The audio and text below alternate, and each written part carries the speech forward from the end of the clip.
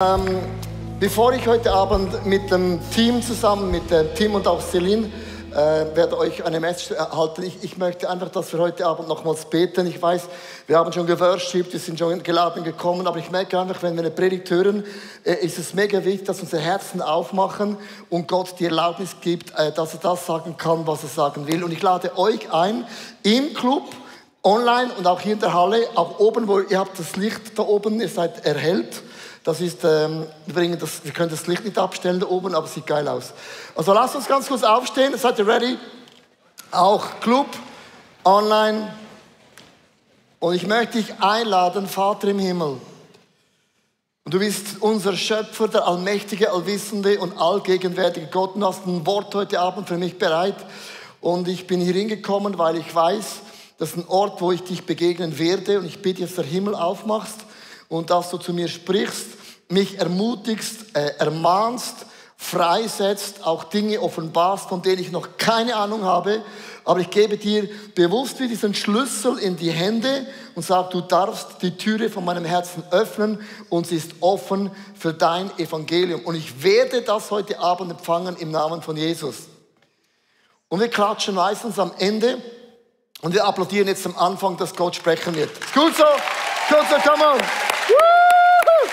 Yes! Woo! Come on. Yeah! So, ich dürfte gerne Platz nehmen. Der Titel ist, was passiert, wenn wir im Willen Gottes leben? Der Wille von Gott ist ein krasses Thema.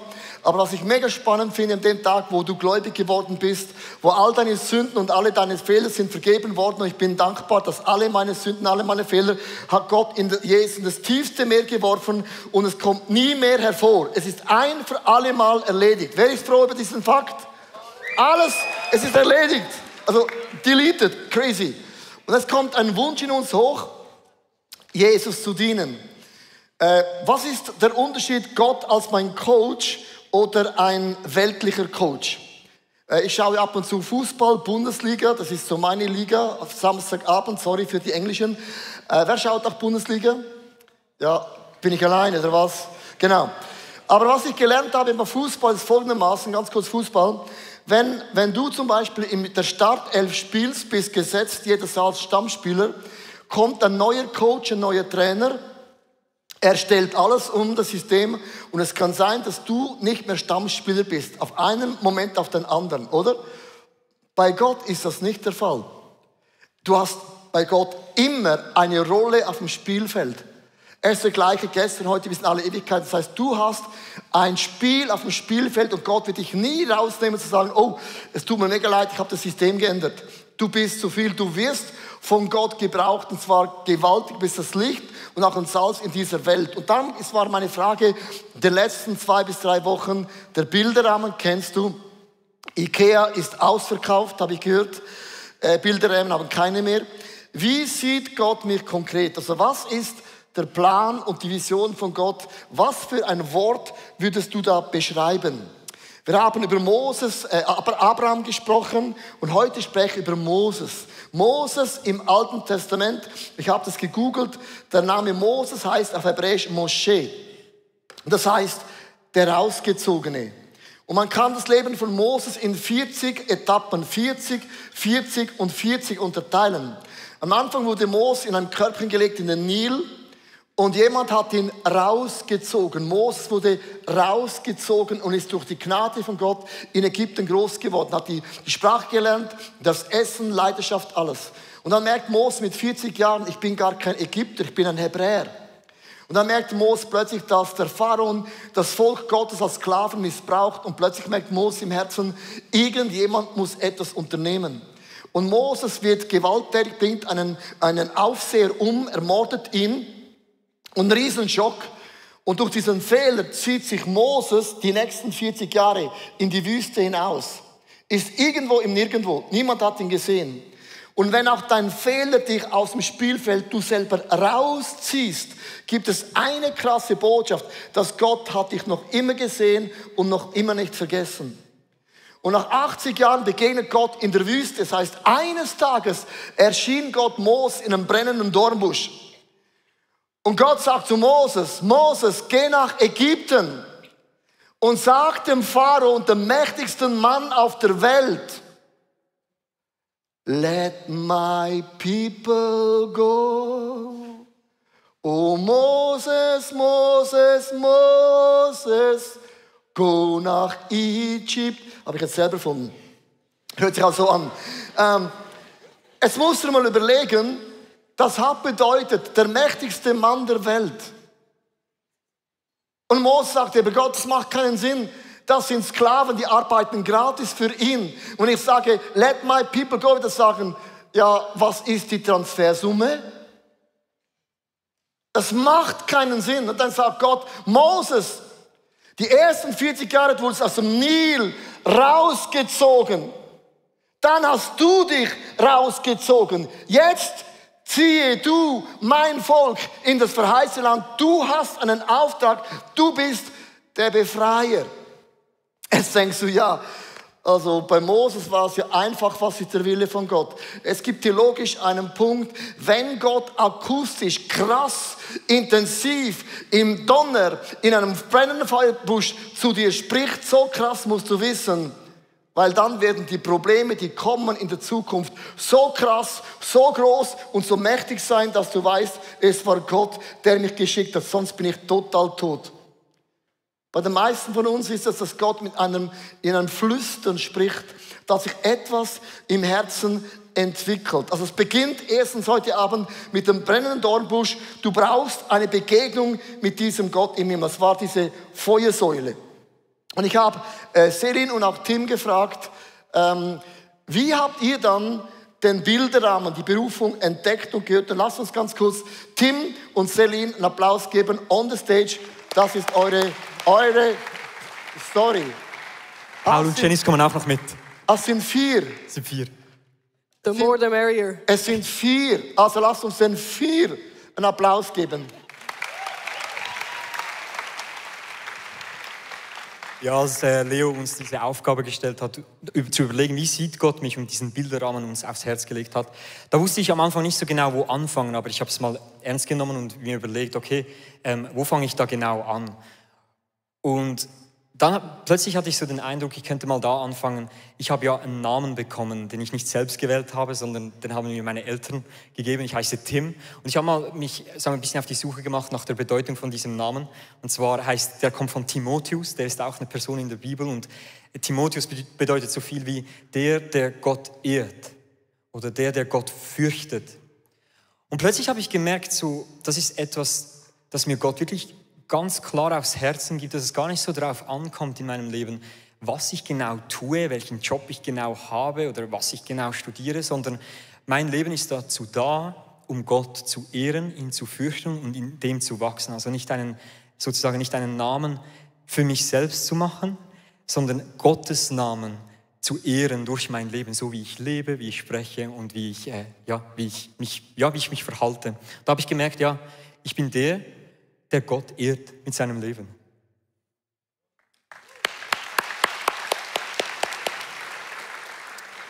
Wie Gott mich sieht, er hat es mir gesagt zum Glück. Gott hat mir gesagt mit diesem Bilderrahmen, es ist egal, was du arbeitest, es ist egal, wie deine Familiensituation ist, es ist egal, was deine Umstände sind. Ich bin mit meinem Mann ans Einheit gesetzt, Gott zu ehren und zu feiern. Und ich liebe es zu wissen, mein Leben lang werde ich auf diesen Namen Gottes zeigen, egal wie die Umstände aussehen, weil Gott ist für mich und das ist meine Identität. Come on.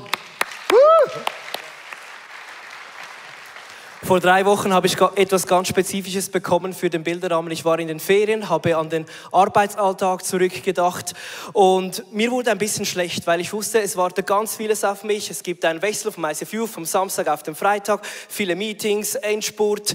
Ich wusste, es braucht mich jeden Tag 120%. Meine größere Tochter geht in den 2. Kindergarten, emotionaler Support, meine Frau beginnt einen neuen Job und irgendwie habe ich gemerkt, es geht mir nicht so gut, wenn ich an das denke. Und dann habe ich so eine Auflistung gemacht, was jeden Tag läuft und dann habe ich gemerkt, diese 3 Wochen, jeder Tag ist packed, braucht alles von mir und ich wusste, ich bin so grilliert, oder?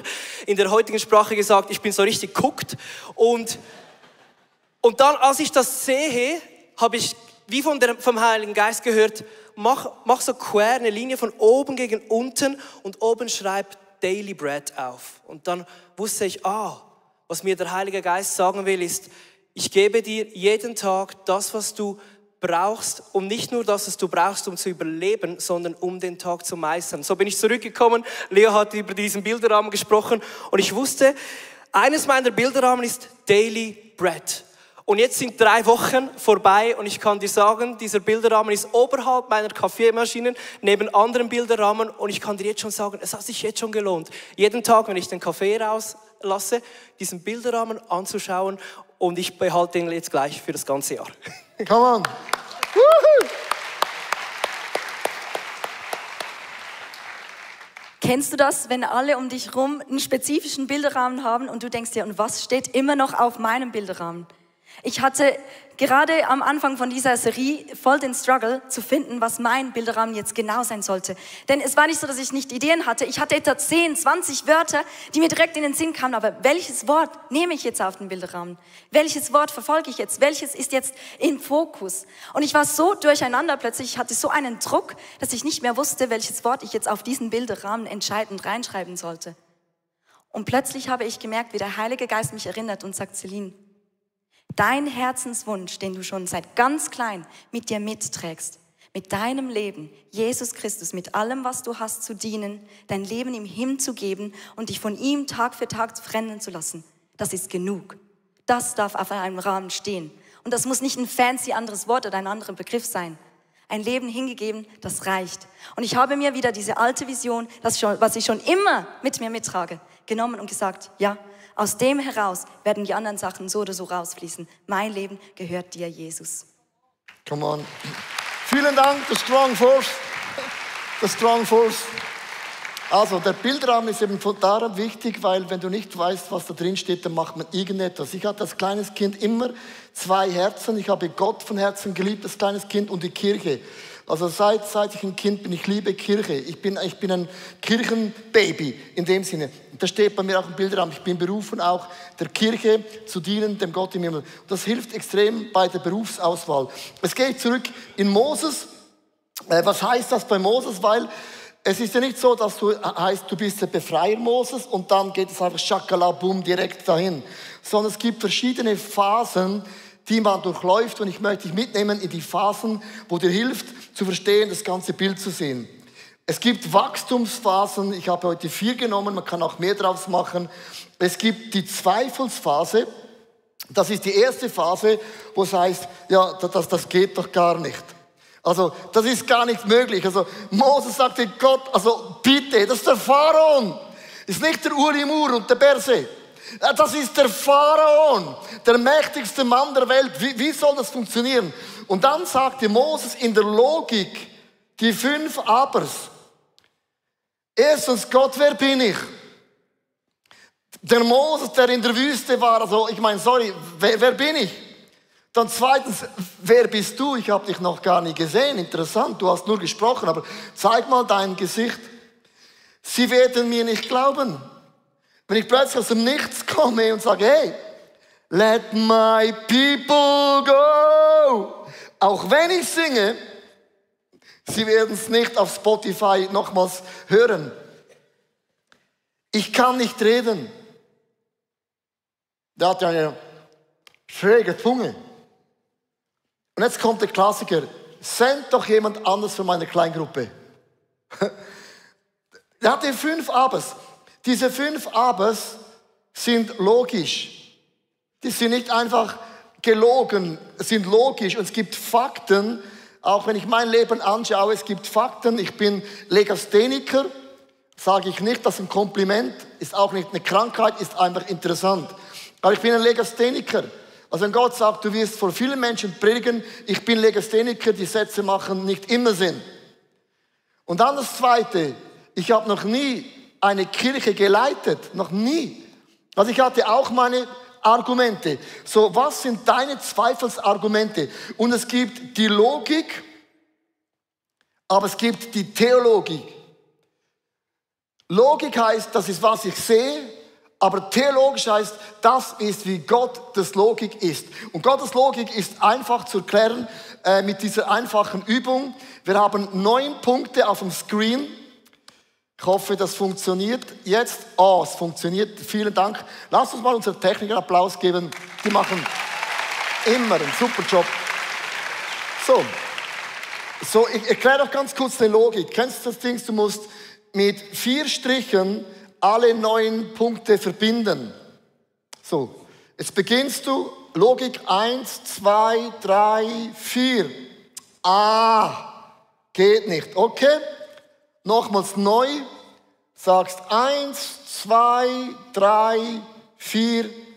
Backe. Das ist die Logik. Und du denkst, das funktioniert gar nicht. Theologisch heißt das, Gott denkt anders.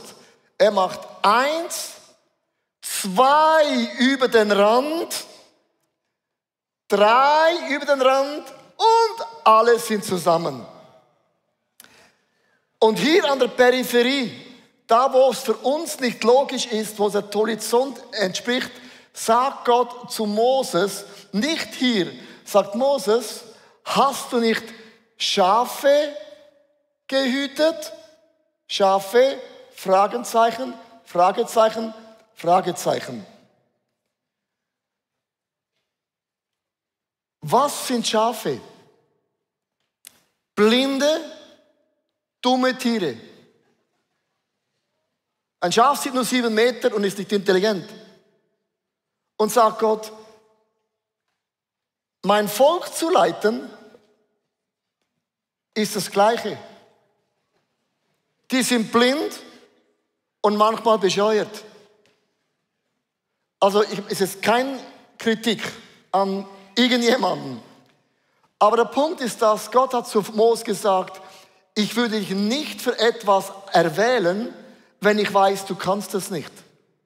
Deine Abers sind einfach in deiner Logik, aber nicht in der Theologie. Das heißt, Gott wird dir Dinge zutrauen, die du kannst. Ich habe das gesagt, Gott sagt nicht zum Elefant, Elefant. Du musst ein Kolibri-Vogel werden. Dann sagt der Elefant, auch wenn ich auf eine Diät gehen würde, ich kriege das nicht hin. Mit anderen Worten, Gott hat dich gemacht für den Auftrag und es passt alles so. Die Zweifel sind nicht berechtigt. Dann kommt die Gehorsamsphase. Gehorsam bedeutet, wenn du alle Argumente zusammen hast, hätte Mose sagen können, Gott ist ein ganz dummer Moment. Ich habe jetzt gerade eine neue Schaffirma aufgebaut, ich habe ein Woll-Startup gemacht und ich habe einen Online-Job gemacht mit meinem Sohn, dann bin ich am Bauen und Swimmingpool und Gott, wenn das alles fertig ist, dann hätte ich, glaube schon Zeit für Ägypten. Oder als Gott zu Maria kam, in der Weihnachtsgeschichte, lesen wir so weihnachtlich Mariamäßig. Es war eine Teenagerin, sie war verlobt, nicht verheiratet. Und der Engel kommt und sagt, Maria, du wirst schwanger werden durch den Heiligen Geist und du wirst ein Kind auf die Welt bringen. Und Maria sagt, ja, Engel, ganz ein Scheißmoment. Bin mitten in meiner Berufsausbildung, ich möchte noch 2 Tattoos machen. Und dann möchte ich in die Wege gehen, ich möchte einmal alleine wohnen, ohne meine Mutter, ohne meinen Vater. Und dann mache ich eine Weltreise nach Kanada, Australien und Liechtenstein. Und wenn ich dann alles so fertig habe, dann bin ich ready. Die Bibel ist voll von Menschen, die hätten ihre Argumente bringen können. Und meine Frage ist, Gehorsam ist das Gleiche, Ungehorsamkeit ist das Gleiche wie Zauberei. Also Ungehorsamkeit ist wie Zauberei, sagt das Alte Testament. Weil Zauberei heißt, ich will die Kraft von Gott haben, ohne Gott zu dienen. Und Ungehorsam heißt, ich möchte die Wunder von Gott erleben, aber das selber machen ohne Gott. Die gleiche Wurzel. Ich weiß nicht, kennt ihr Reinhard Bonke? Ein deutscher Prediger, Evangelist, ist jetzt im Himmel. Und er hat mich mega fasziniert, weil er hat so einfach gepredigt, immer so, in the name of Jesus Christ. Also noch krass, dass Tom Hab, das ist gerade nichts dagegen, das ist noch krasser. Also, hat das Bild und ich habe gedacht, das ist ein geiler Predigtstil, will ich auch. Und dann hat Bonke Millionen von Menschen in Afrika, in Asien zum Glauben geführt. Und eines Tages fragte Reinhard Bonke Gott im Gespräch, du Gott, sag jetzt mal, warum hast du mich auserwählt für Afrika? Und Gott sagt zu Rainer Bonke, du warst nicht der Plan A, sondern bloß der Plan B. Und er hat gesagt, ja, was meinst du mit dem? Ich habe 4 Männer vor dir berufen, aber alle haben Nein gesagt. Ja, ich habe dich einfach genommen, weil du hast Ja gesagt. Du kannst auch Nein sagen, aber dann verpasst du ganz konkret deine Bestimmung. Und ich weiß nicht, was Gott im Himmel sagt. Schön bist du da. Glaube ich nicht. Der sagt, du Pflock. Nein, keine Ahnung, was er sagt. Aber überleg dir mal, was würde Gott zu dir sagen? Ich habe mein eigenes Ding gemacht. Und Gehorsam bedeutet, dass Gott unsere Wege kreuzen darf. Und das heißt hier in 2. Moses 4, Vers 20, Moses ließ seine Frau und die Söhne auf einen Esel steigen und machte sich auf den Weg zurück nach Ägypten. Den Stab Gottes nahm er mit. Für alle, die theologisch unterwegs sind, ganz interessant, kannst du aufschreiben. Es heißt am Vers vorher, Moses hatte einen Stab. Und der Stab war sein Hirtenstab. Und der Hirtenstab war sein Einkommen, seine Identität, seine Bestimmung. Und als er Ja sagte, gerne den nächsten Slide, als er Ja sagte, Moses, wurde es im Stab Gottes ein Stab Gottes. Der Stab Gottes bedeutet, plötzlich hast du eine Autorität, du hast eine Vollmacht. Was geschieht, wenn du Ja zu Gott sagst, ist folgendermaßen. Deine Zunge geht vom Natürlichen ins Übernatürliche. Plötzlich merkst du, meine Worte haben Kraft. Früher hast du geplappert und gesprochen, was du wolltest, aber jetzt merkst du, ich kann dir das sagen, Gott hat einen Plan, Gott liebt dich. Ich habe einen Eindruck für dich. Und plötzlich beginnst du prophetisch zu sprechen. Deine natürlichen Worte werden übernatürlich mit der Autorität. Plötzlich hörst du Dinge, hast du früher auch gehört und hast gesagt, der spricht über die, ja, der ist wirklich doof und er ist sowieso doof und alle sind doof. Und heute sagst du, warum höre ich dieses Gespräch? Kann es sein, dass der Heilige Geist mich gebrauchen will, um da Einfluss zu nehmen für das Reich Gottes? Aus seiner natürlichen Begabung von Zunge, von Augen, von Ohren, von Kopf, von Herzen wird plötzlich eine Salbung Gottes. Es verändert sich vom Natürlichen in etwas Übernatürliches. Dann gehe ich weiter. Es kommt die nächste Phase. Und das ist die Kampfphase. Statt dass es besser wird, wird es noch schlimmer. Also Moses kommt da nach Ägypten rein und sagt, let my people go. Und der Pharao sagt 10-mal nein. Und 10-mal wird es immer schlimmer. Und ich habe ein Buch geschrieben über einen Adler vor einigen Jahren. Ich hatte das Vorrecht, einen Adler bei mir in den Händen zu haben, war auch im ICF, ein Live-Adler. Habe ein Bild mitgebracht von einem Adler. Ein Adler ist das einzige Tier, das wächst, die Flügel durch Stürme. Also wenn ein Sturm kommt, sagt der Adler, Welcome Storm! Woohoo! Yes! Und er streckt seine Flügel aus und der Wellensittich und der Bellensittich und der Zellensittich und alle Vögel hauen ab. Aber nicht der Adler sagt, come on Sturm! Und ein Adler fliegt in den Sturm hinein und sagt, Sturm, du willst mich nicht zerbrechen, du willst meine Flügel machen, formen und ich komme stärker raus, als ich reingegangen bin. Jakobus hat gesagt, wenn ihr Christen in manche Prüfungen, Versuchen kommt, dann yeah! Freut euch. Ich weiß nicht, was Jakobus gesoffen hat, aber es war stark. Wenn ich in einen Sturm reinkomme, habe ich noch nie gesagt, come on, yahoo! Nein. Dann denke ich, habe ich was falsch gemacht, will Gott mich bestrafen, aber ich habe gelernt, es ist die einzige Möglichkeit, wie etwas wachsen kann. Ich möchte einen Kampf erklären bei Moses und diesen Kampf sehe ich am allermeisten bei vielen von uns. Das ist Wachstum durch Misstrauen. Ein Riesenthema. 4. Mose 12, Vers 3. Da sagt Miriam, die Schwester von Moses, spricht der Herr etwa nur durch dich, Mose? Bist du eigentlich der einzige geile Sack hier, oder was? Hat Gott nicht auch zu uns geredet? Moses schwieg dazu. Ich bräuchte das Coaching von Moses. Wie hast du das gemacht? Er war ein zurückhaltender Mann. Wie hast du das hingekriegt? Er war demütiger, gut, da bin ich dabei, als alle anderen Menschen auf der Welt. Aber der Herr hatte gehört, was Aaron und Miriam gesagt hatten. Was dann geschah ist, wenn Eifersucht bei deinen Freunden, Freundinnen in das Spiel kommen, ist Gott nicht mehr easy. Und er bestrafte Miriam mit dem Aussatz, sie war schneeweiß. Und als Aaron sah und hörte, was geschah, sagte Aaron zu Moses, Moses, ich habe eine Bitte an dich. Kannst du Fürbitte leisten für uns, dass Gott uns gnädig ist? Liebe Leute, das ist der härteste Test, wo du wachsen kannst im Glauben. Wie Jesus sagt am Kreuz, Vater, vergib ihnen, sie haben keine Ahnung, was sie mir angetan haben. Wenn jemand dich beleidigt von Tuk-Tuk, Süd, Nord in Afrika, da unten, ist weit weg, I don't care. Aber kommst aus den eigenen Reihen, dann ist meine Frage, betest du und segnest du die dir eine Kritik in die Schuhe stellen? Kannst du sagen, Vater, nein, segne sich nicht, hau eins rein.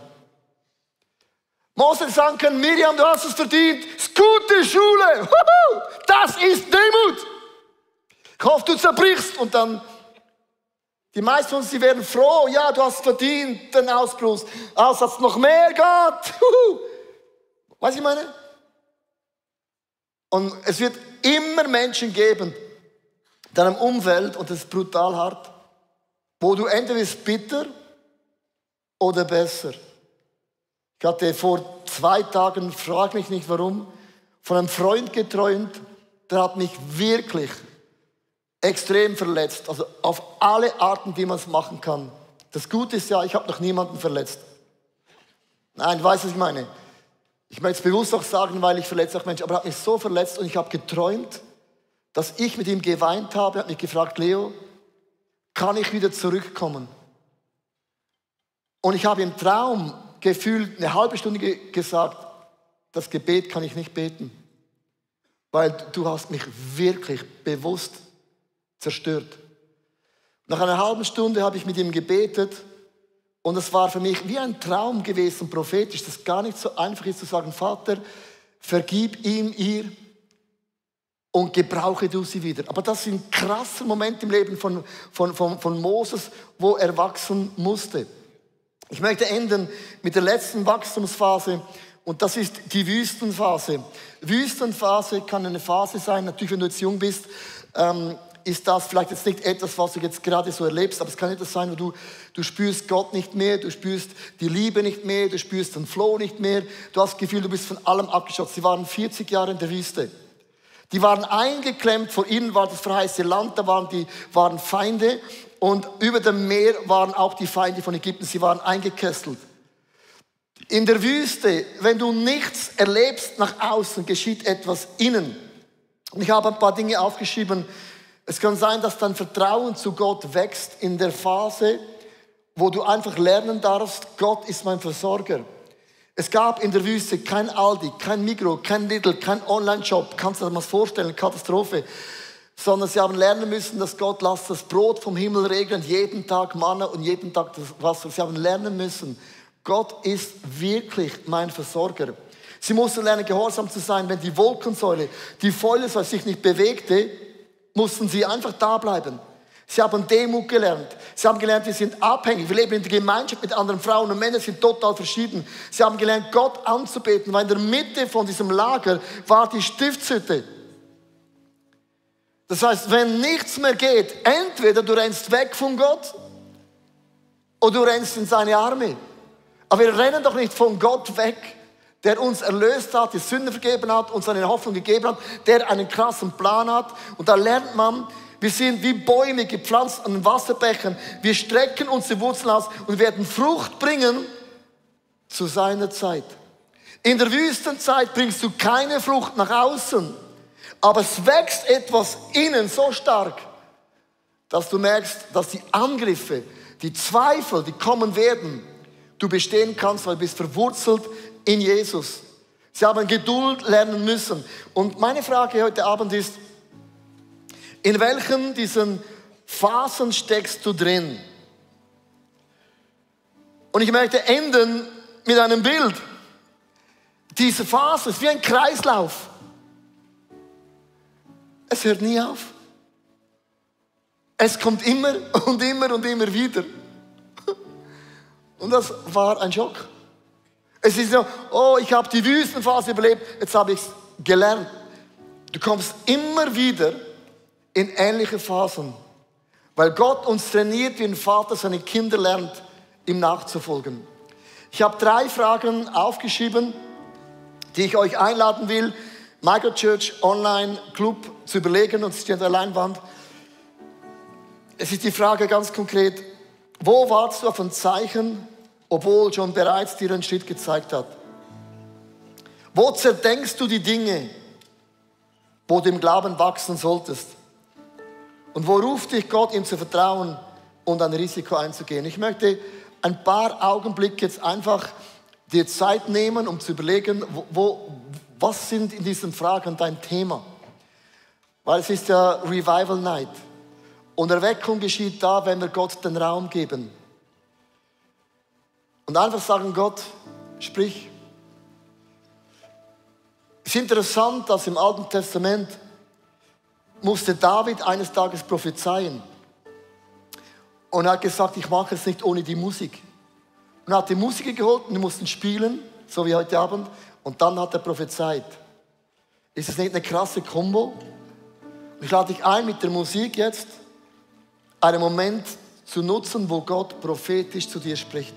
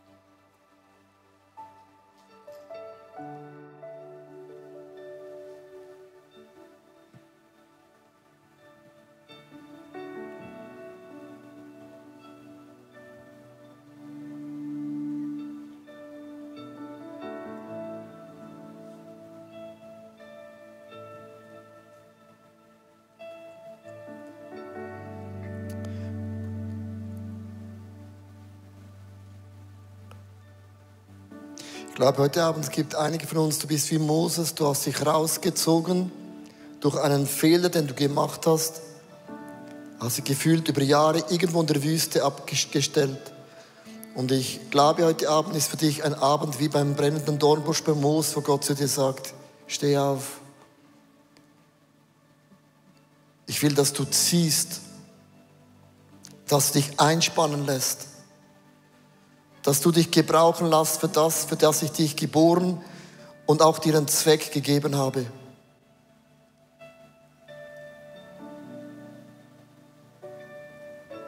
Andere bist so beschäftigt mit deinen Zweifeln. Du siehst immer das, was du nicht kannst. Aber ich möchte dir ganz kurz sagen, der Teufel würde dich nicht angreifen, wenn er nicht die Kraft Gottes in dir sehen würde. Und oft glaubt der Teufel mehr an dein Potenzial als wir selber. Es kann sein, dass du merkst, es gibt einen Punkt, wo Gott schon lange gesprochen hat, das Gehorsam. Und wir sprechen immer über Sünde, was Menschen machen. Das habe ich gemacht. Aber ich sage, 90% von allen Sünden und Fehlern, die wir begehen, sind die Dinge, wo Gott gesprochen hat und wir tun es nicht und das sieht niemand. Du hast vielleicht so Themen, wo Gott den Finger drauf legt und du kommst immer zur gleichen Stelle wieder. Vielleicht bist du in einem Kampf drin und der Sturm ist gewaltig.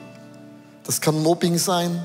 Du wirst nicht gesehen, nicht gehört, nicht akzeptiert. Statt dass es besser wird, wird es schlimmer. Aber du wirst stärker rauskommen, als du hineingegangen bist. Das hat Gott versprochen. Vielleicht bist du in der Wüste, wo viele Dinge zerbrochen sind, wo es nicht nach vorne geht, wo du keinen Unterschied äußerlich siehst, aber sich etwas in dir festigt. Ich lade dich jetzt ein, diesen weißen Zettel zu nehmen. Den hast du bekommen beim Eingang. Und wenn dein Nachbar keinen Zettel hat, dann darf ich dich bitten, den zu halbieren und die andere Hälfte zu verschenken, oder? Wir sind ja sehr großzügig. Einfach, hat der Nachbar keinen Zettel, mach aus dem einen halben, weil du brauchst nicht den ganzen unbedingt. Ihr dürft jetzt sitzen bleiben, noch immer sitzen bleiben, auch im Club. Und dieser Zettel symbolisiert diese Phasen. Ich möchte, dass du überlegst auf diesem Zettel, welche Phase bin ich drin und würde ich aufschreiben. Also wir haben euch keinen Stift gegeben, sondern du musst es ein bisschen digital vorstellen. Also welche Phase bin ich drin? Und jede Phase, wo du drin bist, löst was aus. Es kann Angst sein, man kommt zu kurz, meine Pläne sind am Ende, ich komme nie mehr raus aus dieser Krankheit, nie mehr raus aus dem Challenge. Also welche Phase bist du drin und welche Ängste hast du? Und während du das überlegst, leitet unser Worship-Team einen Song, aber du darfst nicht mitsingen, sondern überlegen. Ist gut so. Wir gehen dann schon noch in Worship. Ich bitte dich heute Abend, Heiliger Geist, falle du mit dieser prophetischen Begabung. Junge und ältere Menschen werden Weissagen und prophezeien und ich löse heute Abend diese Sichtweise Gottes über deinem Leben. Zeichen und Wunder werden folgen den Menschen, die glauben. Ich löse jetzt dieses Unsichtbare in das Sichtbare. Ich löse, dass ein Stab von Moses in den Stab Gottes sich ändert. Vom Natürlichen in das Übernatürliche.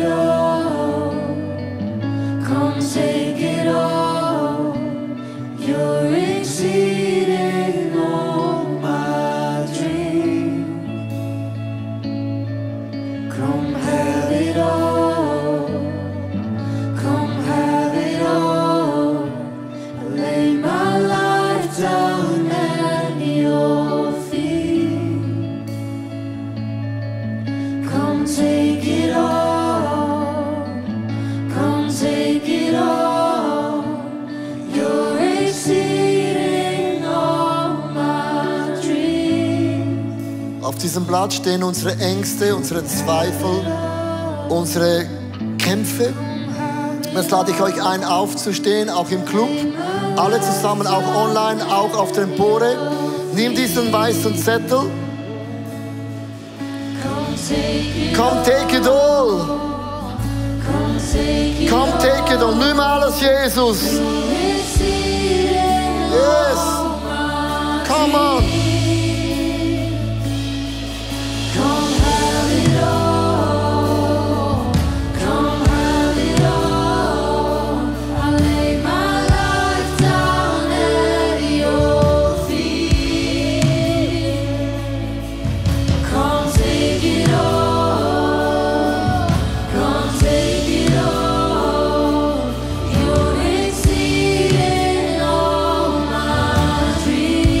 Jetzt machen wir was ganz Praktisches, weil die Bibel sagt, wir sollen all unsere Sorgen und all unsere Nöte auf ihn werfen.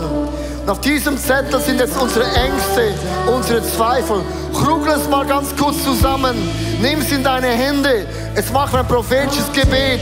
Nimm es, krugel es in deine Hände. Ich werde auf 5 zählen und wir werden es wegwerfen. Wirf es nach vorne. Aber Achtung, Achtung auf den Nachbarn. Das ist jetzt ein Gebet. In 5, 4, 3, 2, 1. Wirf es weg, come on, weg.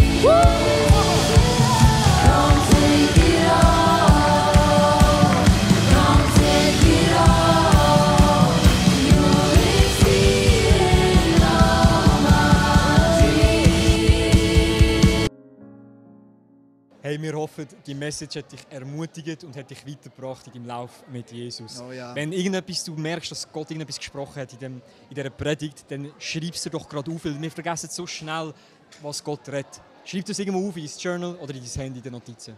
Wir lieben unsere Leute, die online sind, möchten aber gleichzeitig dich auch einladen, komm mal vorbei. Absolut, komm mal vorbei. Und komm uns Heu sagen, dir ist eine Hand schütteln, wäre schon noch nice. Und am 5 Uhr geht es da übrigens schon los, so in kleinen Gruppen, die aber offen sind, wo du gerne auch darfst kommen. Und sonst am 7. Uhr in unsere Celebration. Und vor allem abonniere unseren Telegram-Kanal, dort kommst du immer mit über, was gerade läuft. Oder kommst mal in ein Camp oder irgendetwas so. Yes, hey, bist gesegnet und wir wünschen dir eine super Woche. Ja.